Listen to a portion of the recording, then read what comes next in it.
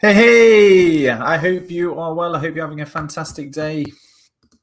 I'm going to be I'm really happy to be going live today. So, how to create a beautiful business which is also highly profitable.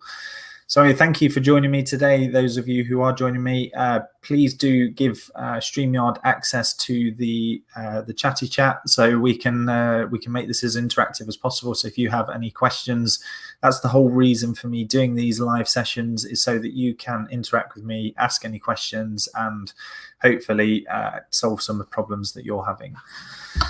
So, without further ado, let's jump into the content if we can. Let me add to the stream. Boom. So, how to create a beautiful business and which is also highly profitable. Now, what I want to be very, very clear on right now is what a beautiful business is. And a beautiful business is not a normal traditional business, a traditional business that goes out there to make profit, to pay you lots of money. That's great, and there's lots of businesses doing that. There's lots of businesses actually struggling to do that right now. But what I want you to get you thinking about is what a beautiful business is a business where profit meets purpose. Because when profit meets purpose, something beautiful really does happen. And this is something I was able to create in my accountancy practice, where we were able to change the lives for lots of our clients. But not only that, we were able to change lives globally and worldwide. We impacted over 100,000 people worldwide by giving them access to meals, access to clean, life-saving water.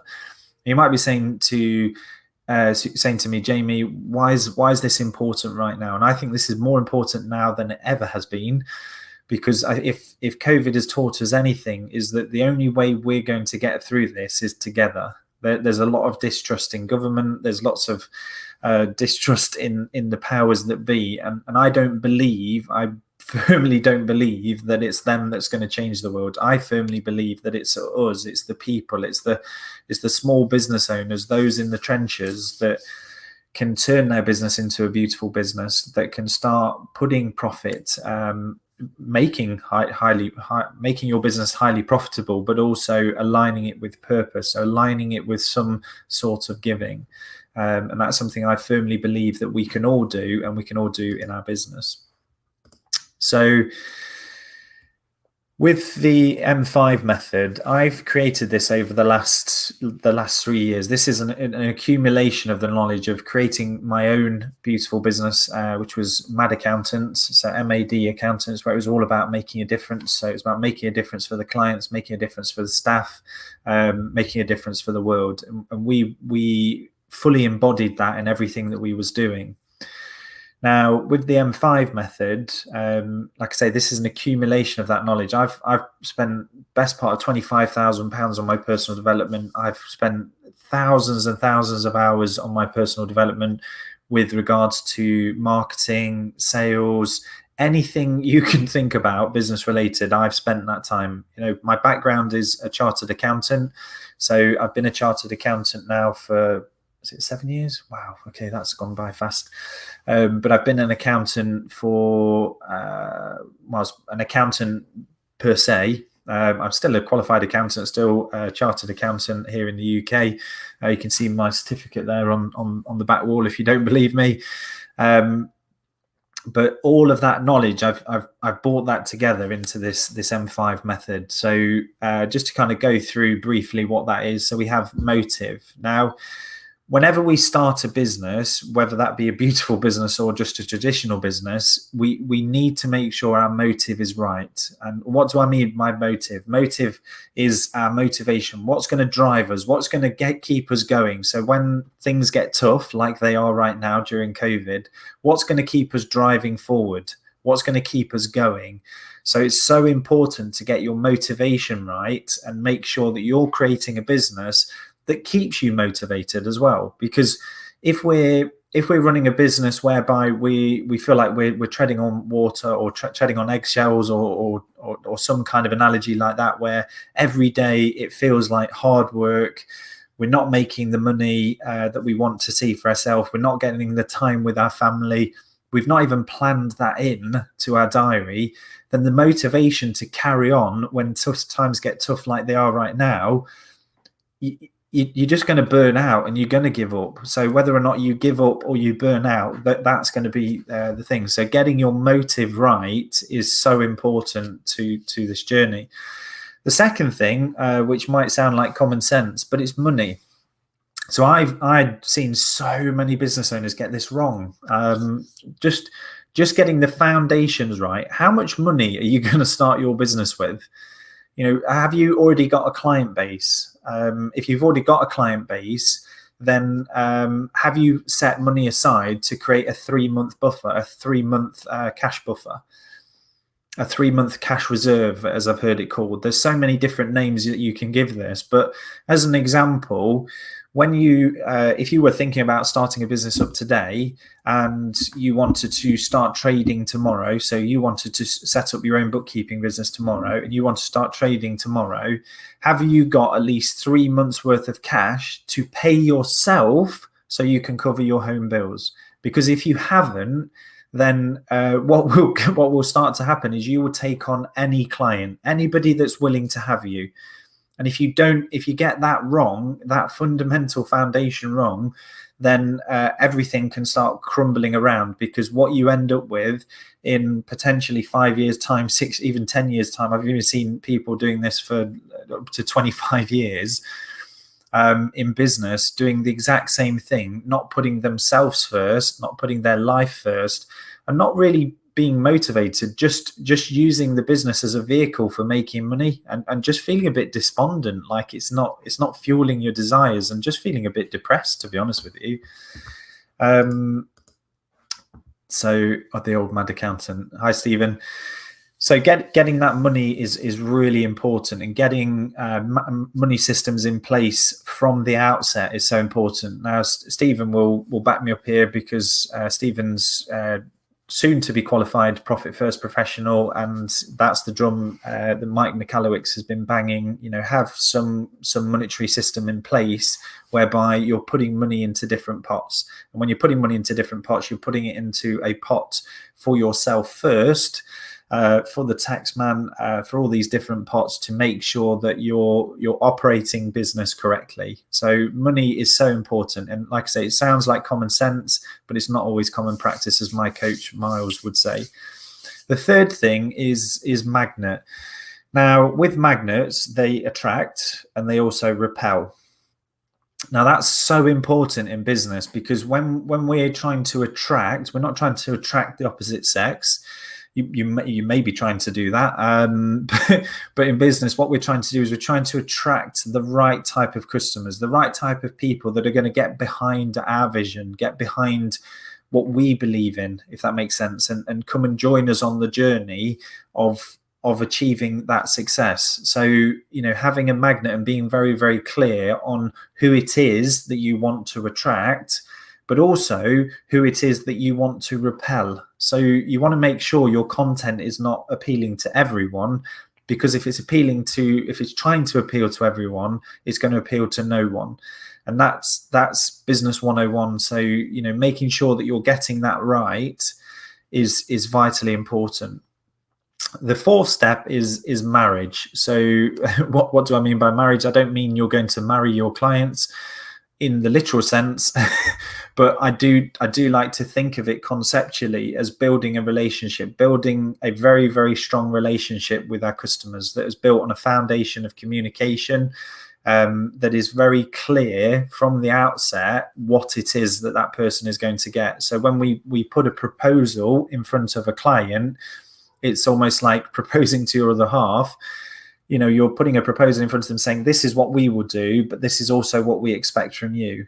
And I like to think of it as a marriage, because it is a two-way thing. It's a two-way relationship with your customers, and your staff and yourself and your business. So if that isn't a two-way relationship, i.e. you're the one putting in all the effort, then it's going to break down. That relationship will break down. That customer will think of you as a commodity. They will be very reluctant to pay you for the work that you're doing, and it would just crumble and fall. So making sure you get those solid foundations in your business is so important.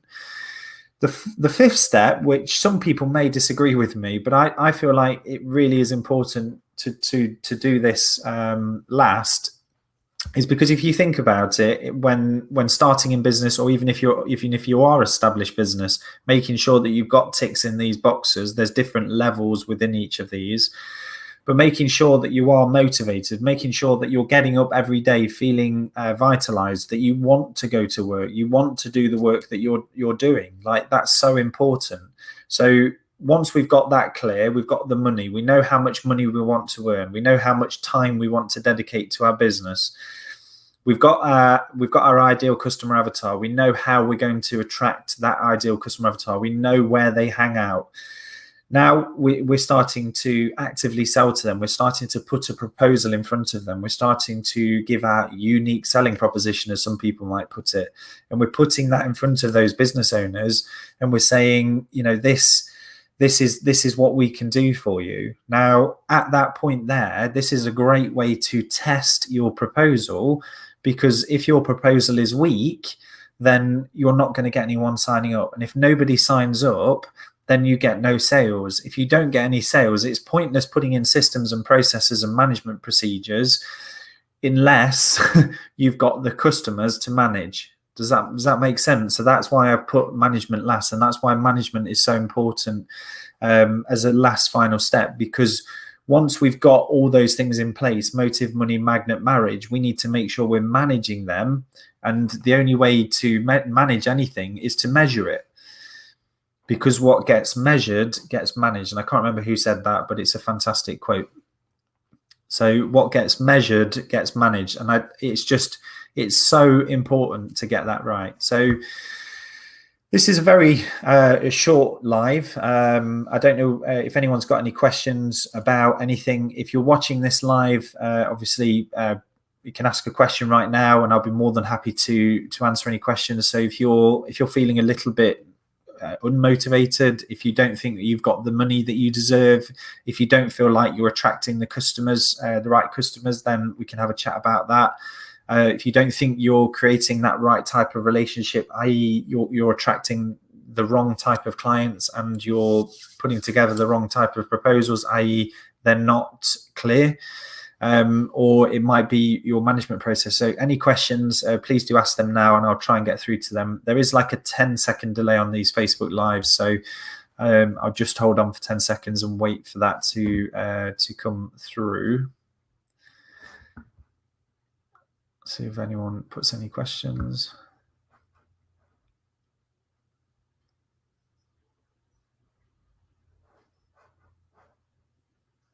No questions. If you're watching a replay of this, just put replay. And again, any questions that you've got, please do ask. I'll be more than happy to answer any of your questions. Like I say, I've dedicated my life to business. My wife and my friends will tell you, that I'm just a business fanatic. I love business models. I love how the mechanics of business. When does systems get involved? Okay, Stephen's there with a question. Thank you, Stephen. So when does systems get involved? Well, systems comes after. So when we're putting in our management systems, what we need to be doing, Stephen, is we need to be looking at, okay, how do we stay motivated? So we've got our motivators. We know what's motivating us, whether that's money, whether that's driving impact in the world, whatever that motivation is, whatever that drive is to create, we've got that. What we then need to be doing is then, like I say, once we've gone through this whole process, we've got validation, we've got people starting to come to us as customers, which I know you already have. So it's almost like you've done level one of these, of all of these, if that makes sense. So you've done level one motive, which is why you created your bookkeeping practice in the first place. You put some monetary systems in place to start bringing in money, putting money into accounts. You started to attract clients. Whether or not that was efficient or not, you did that. You put a proposal in front of them, they accepted it, and then you started putting systems and processes in place so that you could then manage their expectations. So when you've got customers, that's when you really need to be thinking about putting systems and processes in place, because that's how you get scalability. So without having systems and processes in place, everything is dependent on you and your mind. So if you imagine you're off for 2 weeks and you're off ill for 2 weeks with COVID, hopefully, you don't get COVID and you don't have to test that. But if you're off for 2 weeks, that's no income, no revenue, no money coming in whatsoever, because there's nobody there to do it. Whereas obviously, if you've brought in those customers and those customers are signing up to your proposal, and your proposal was, we will do your bookkeeping and this is what we would do as part of your bookkeeping package, you could then create a system and process as to how that work is done. Now, you don't need to create a system and process to, I say this because it's different stages of people and business, but if you're working with an apprentice, then maybe you have to create a system and process to train them up to be able to do those tasks, then have a system and process as to how they do those tasks. So what is a completed task? But the most important thing is that you have a management system, some way of measuring, has that work actually been done?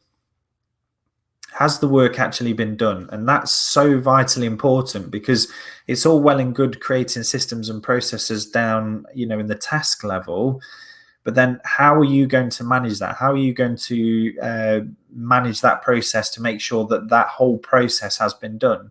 Now, I know there's loads of great tools out there like Carbon. I know you're already using that, Stephen. And Carbon is a fantastic tool for being able to do that. So you can go in and you can check that some of the work has been done. Xavier as well is a fantastic tool, because that's a way of being able to make sure the work is being done. Now, this isn't about micromanagement. You're not trying to micromanage every single task. But what you are trying to do is you're trying to make sure that everything you've agreed in your proposal is then being met and delivered to the customer. Team involvement is important, it's vital. If you've got team that are doing, so for example, I know you have team members doing your payroll. So if you've got a team member that's already doing the payroll, why are you going to recreate a system and process that they've already got? And if they've got a system and process that is working, okay, might not be working 100% to what you want, then you can incorporate their system and process into yours. Now, one thing I had a problem with in my practice was I was trying to implement management processes, and when I didn't involve my team, I was trying to create management processes that didn't work with a system and process that they already had. So we ended up with like two systems and processes, with the one they're doing and the one that I'm doing, if that makes sense. And then that's where things didn't quite connect. And because they didn't quite connect, that also created what's the right word? Disagreement, arguments. And unfortunately, I'm the business owner, so what I say gets done, unfortunately, and then that can cause other problems. But but yeah, feedback from the team is so vital, because the other thing as well is it's almost like having a management system for the management systems, because you want to know, are your management systems working? Can your staff appropriately manage the work or the tasks? So there's managing the tasks at a task level, but then there's managing the clients at a client level. Then there's managing your team. There's so many different management criteria and things that you need to manage. But like I say, it's more important having a way to manage all of those tasks than it is to have a system in place for creating those tasks, if that makes sense. Because if you don't have those fundamentals in place, how can you scale? You can't, because there's no way of knowing whether the tasks are actually being done. Are those tasks actually being done? Are they being done to the right standard? And if you're bringing in staff members to do those jobs, then, like I say, it gets a bit more difficult. Well, anyway, I'm coming up to 20 minutes, so hopefully you've enjoyed this session. Any questions, like I say, you do have, put in the chat, and I'll be more than happy to answer any questions that you have. If there's anything you'd like me to share, or some kind of, if there's any problems that you're having right now, anything that you're scared of with COVID that you'd like to chat via a live, I'm more than happy to jump on a one-to-one with you and trying to lay your fears and trying to conquer that. So just let me know in the chat and I'll get in contact with you via Facebook or YouTube, depending on which platform you're on. But if, for example, I'm just going, what are you creating? I've got to go through the slides. There's 5 types of businesses. So I'm not going to go through this right now because I'm already gone over time. The whole idea of today's session is to try and create clarity in the journey that you're going on. So what I've done as a free gift for those of you who attend or watch this far will know that I've kind of hidden. It's not completely hidden. It's in the description. There is a link to a free webinar. Stephen, I think you've already tried to attend the free webinar, but we've had a few problems. So if anyone does have any problems accessing the webinar, let me know. So again, just come back into Facebook, send me a personal message. So this is a free webinar. This is where we're talking about the magnet system. So if you're thinking about attracting the right type of clients and you want to learn more about how to attract your ideal clients, then that's a perfect session for you. It's about 60 minutes long. And that's just my gift to you as a bit of a thank you for attending this live session. Anyway, I think have an amazing rest of your day. I shall finish off now and just say bye-bye. Have a fantastic day. Like I say, we're in uncertain times. You know, don't feel like you're alone. The reason why I do these live sessions is because I want them to be interactive. Stephen's going all in, and he's being interacting. He's interacting with me. You know, don't be afraid to come in here and ask questions. You know, if you've got questions around marketing, if you've got questions around sales, you know, my background as a chartered accountant, running a successful award-winning accountancy practice, selling that accountancy practice, working alongside the greats of Mark Wickersham, you know, training, you know, I got the opportunity to train, I would say probably thousands of bookkeepers and accountants on value pricing and how to use cloud pricing in their business. So, you know, it was a fantastic opportunity for me to learn from both sides of the fence. So, you know, leverage that. You know, it's going to save you so much time and so much anxiety, really, because we as business owners, we're all by ourselves. We're sat here in the lonely seat at the top of the organization, and it's very difficult because who do we turn to? Who do we turn to when things are getting bad? So that's what I'm trying to do with these live events, is just give you the opportunity to come in and dip your toes in and start asking questions, you know, so we can work through them together. You know, if you've got a problem that you'd like solving right now, we can try and converse about that on these lives and try and solve it. Thanks, Stephen. So Stephen is a fantastic bookkeeper. Well, I don't like calling him a bookkeeper because he's not a bookkeeper. Fantastic profit. He will be a fantastic profit first professional based out of Tasmania in Australia. So he's also a good friend and my #1 fan.